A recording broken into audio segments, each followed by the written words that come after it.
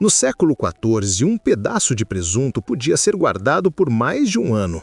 Hoje, a gente fica desconfiado de um peito de peru que passou 3 dias aberto na geladeira. Sério? O segredo não era mágico, era químico, sal e fumaça. Eles literalmente enterravam a carne em barris de sal grosso, que puxava toda a água e matava as bactérias. Depois, a peça ia para a defumação por semanas, com fumaça de carvalho. O resultado era uma carne praticamente indestrutível. Mas essa engenhosidade toda tinha um preço bem alto. Um erro no processo não estragava só o jantar, podia matar uma família inteira. Então, antes da gente mergulhar nos métodos que vão do genial ao mortal e descobrir como um barril de sal era mais valioso que a tecnologia de ponta, já deixa aquele like para fortalecer a pesquisa. Para começar, a necessidade de conservar carne na Idade Média não era uma questão de conveniência, era uma questão de vida ou morte. Durante os 1000 anos entre os séculos V e XV, sem refrigeração, o abate de um animal grande significava um dilema. Ou você consumia tudo rapidamente, ou encontrava uma forma de fazer durar. Os princípios eram diretos: tirar a umidade, impedir que micróbios crescessem e bloquear o oxigênio. E para isso, usavam o que tinham à mão: sal, fumaça, ar seco e gordura. A geografia da Europa ditava as regras. Em regiões costeiras, com acesso fácil ao sal, a salga era a escolha óbvia. Já em locais mais secos e com muito vento, a secagem ao ar era mais eficiente. Percebe? A solução era adaptada ao ambiente.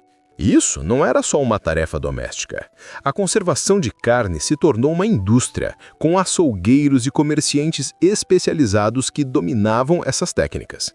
Essa onipresença da conservação transformou práticas de subsistência em um pilar da economia. E a base de tudo isso, o método que sustentava todo o sistema era surpreendentemente simples.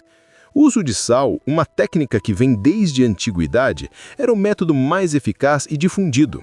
Existiam 2 abordagens principais. A primeira era a salga a seco. A carne era literalmente enterrada em sal grosso. Muitas vezes misturavam nitrato de potássio, o salitre, que não só ajudava a manter a cor avermelhada, mas, crucialmente, inibia o crescimento da bactéria do botulismo. A carne ficava em barris, e o sal, por osmose, puxava toda a água criando uma salmoura natural.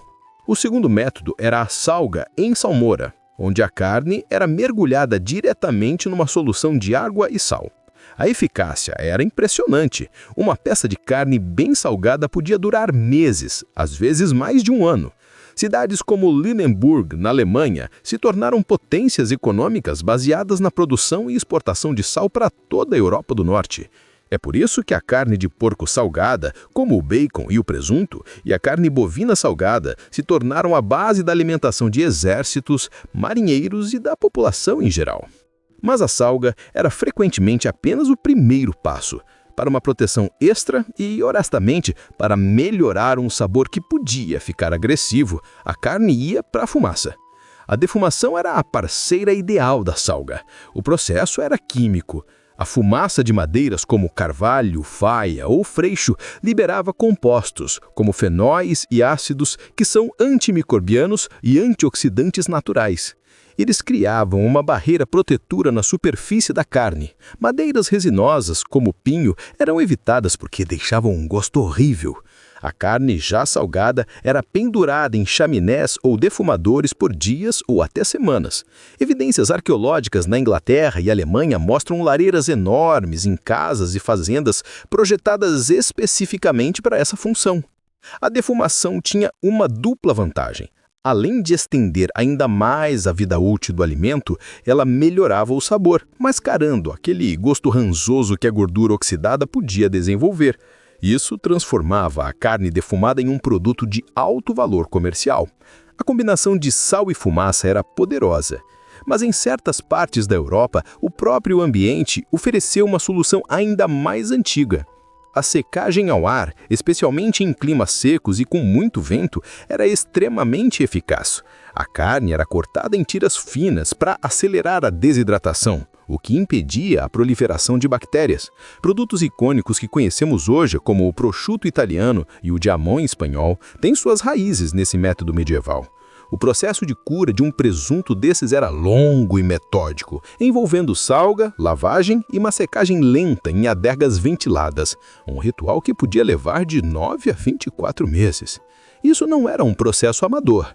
Existem registros históricos do século XIII de cidades como Parma e San Daniele, na Itália, detalhando impostos e regulações de guildas sobre a produção de presuntos.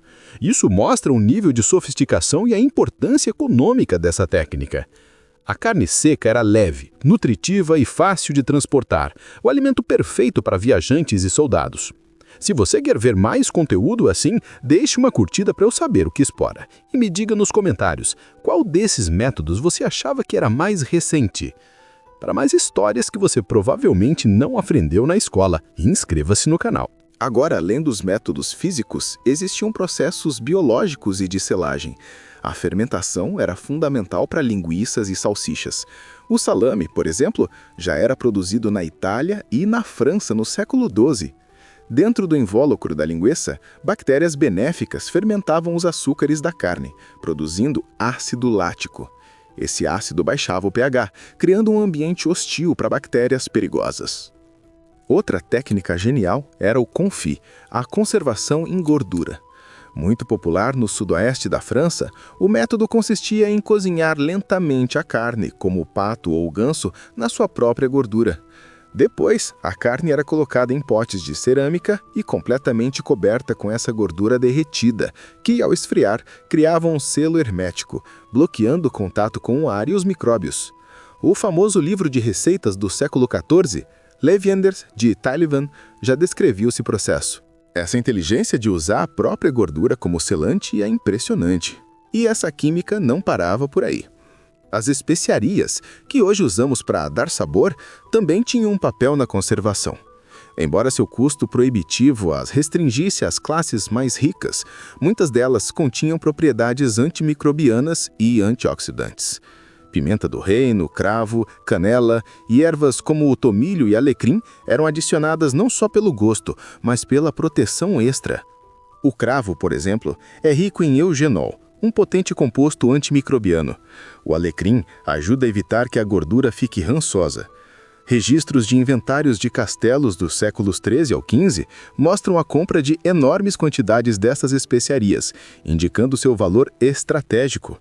Mas e se, em vez de adicionar algo à carne, você pudesse simplesmente mudar o ambiente ao redor dela? A refrigeração natural era a resposta.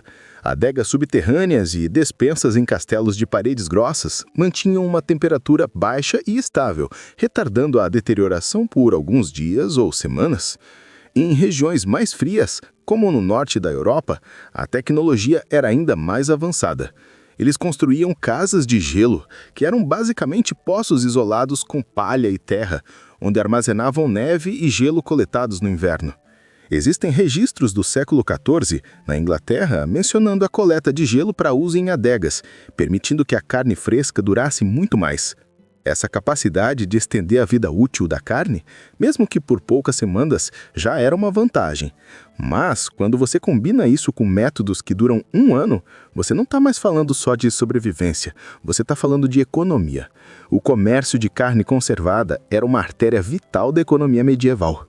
A carne salgada e defumada, embalada em barris, era perfeita para longas viagens por navios mercantes que cruzavam o Mar do Norte e o Mediterrâneo, ou por carroças em terra.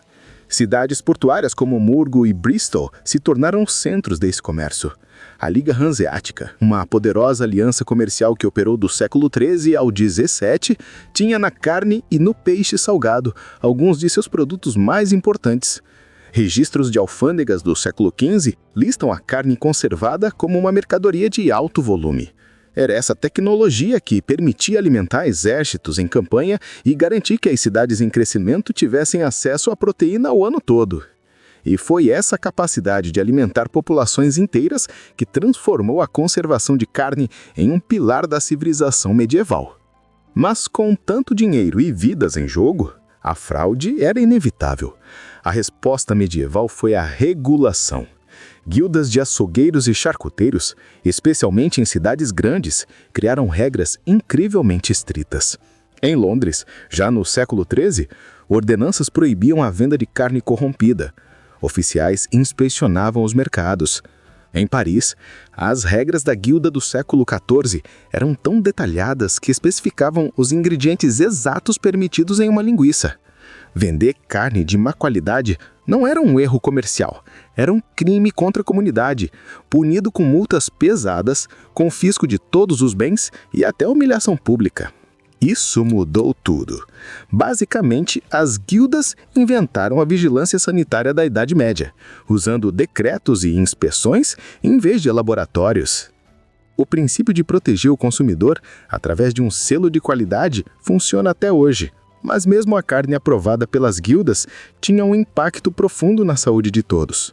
A carne conservada era uma faca de dois gumes nutricional. Por um lado, ela era a barreira entre a população e a fome. Garantia uma fonte de proteína e gordura durante os invernos rigorosos, alimentando exércitos em campanha e permitindo que marinheiros cruzassem oceanos. Sem ela, a expansão e a sobrevivência de muitas comunidades seriam impossíveis. Mas, ao mesmo tempo, a dependência excessiva dessa carne criava problemas de saúde silenciosos. A enorme quantidade de sal na dieta era um deles, mas o mais grave era a falta de vitamina C. Marinheiros, vivendo por meses à base de carne salgada e biscoitos secos, eram devastados pelo escorbuto. A mesma carne que os salvava da fome no mar podia matá-los lentamente. É o mesmo princípio de uma dieta moderna baseada em ultraprocessados. Você tem calorias para sobreviver, mas faltam os nutrientes essenciais para prosperar. E essa divisão entre sobreviver e prosperar era, antes de tudo, uma questão de dinheiro. Sal e carne não eram baratos. O custo da conservação criava um abismo social. Considere os números. Na Inglaterra do século XIII, 1 quilo de sal podia custar o salário de um dia inteiro de um trabalhador. Um único porco custava o equivalente a semanas de trabalho. Isso significa que a conservação em larga escala era um luxo para proprietários de terras, mosteiros e famílias ricas. Eles podiam arcar com barris de sal e defumadores dedicados. Já os camponeses conservavam porções menores, muitas vezes de um único porco criado no quintal para durar o inverno. A sua despensa revelava a sua classe social. É a mesma lógica que vemos hoje com alimentos orgânicos versus processados. A qualidade e a segurança têm um preço, e nem todos podem pagar. Se você está achando essa análise econômica útil para entender o passado, inscreva-se no canal. Histórias como essa são a nossa especialidade. Mas mesmo para quem podia pagar, o processo era cheio de perigos invisíveis. O maior inimigo não era o tempo, eram os micróbios. Sem o conhecimento de microbiologia, a contaminação era uma ameaça constante. Se o sal fosse de má qualidade ou a carne mal curada, o resultado podia ser fatal. O ranço da gordura era comum, mas o verdadeiro terror era o Clostridium botulinum. Essa bactéria, que prospera em ambientes sem oxigênio, como o interior de uma linguiça mal curada, produz uma das toxinas mais letais do planeta. Sem saber, eles podiam estar cultivando veneno em seus próprios potes. A única defesa era a expressão visual e o olfato, métodos tragicamente falíveis. É por isso que hoje temos datas de validade e selos a vácuo. São a nossa defesa moderna contra os mesmos inimigos que eles enfrentavam com o nariz e a sorte. E para combater esses riscos, eles dependiam de uma infraestrutura surpreendentemente robusta. A tecnologia de conservação medieval era feita de madeira, pedra e metal. Ferramentas simples como facas e tábuas eram o começo, mas a infraestrutura era o segredo. Barris de carvalho eram essenciais, usados para salgar e transportar a carne. Chaminés enormes e defumadores dedicados, feitos de pedra ou tijolo, eram construídos em castelos e fazendas. Ganchos de metal penduravam a carne por semanas. Adegas subterrâneas e sótãos ventilados funcionavam como salas de cura. O barril de carvalho, em particular, era o container refrigerado da Idade Média. Ele permitia que a carne fosse transportada por centenas de quilômetros por terra ou mar. O princípio é idêntico ao dos contêineres de transporte modernos, um recipiente padronizado que protege o produto e viabiliza o comércio global. Eles apenas faziam isso com madeira e sal. Mas as mesmas ferramentas produziam resultados drasticamente diferentes dependendo de onde você estava no mapa. A geografia era o ingrediente secreto. No clima frio e úmido do norte da Europa, como na Escandinávia e Inglaterra, a secagem ao ar era impossível. A solução era a salga pesada e a defumação intensa. É por isso que o bacon e o arenque salgado se tornaram pilares da dieta local. Em contraste, no sul da Europa, o clima quente e seco da Itália e da Espanha era perfeito para secagem ao ar, e isso deu origem a obras-primas como o prosciutto de Parma e o jamão ibérico, produtos curados por meses em adegas ventiladas. O clima não apenas preservava a carne, ele criava identidade cultural. Isso é, na verdade, a origem das denominações de origem controlada que valorizamos hoje. Um presunto de Parma só pode vir de Parma porque aquele ambiente específico é parte da receita. E todas essas diferenças, de classe, de risco e de região, pintam um quadro final muito mais complexo. No fim, não existia uma forma de conservar carne na Idade Média. Existiam várias realidades, lado a lado. Para um camponês, era salgar a carne de um porco para não morrer de fome no inverno.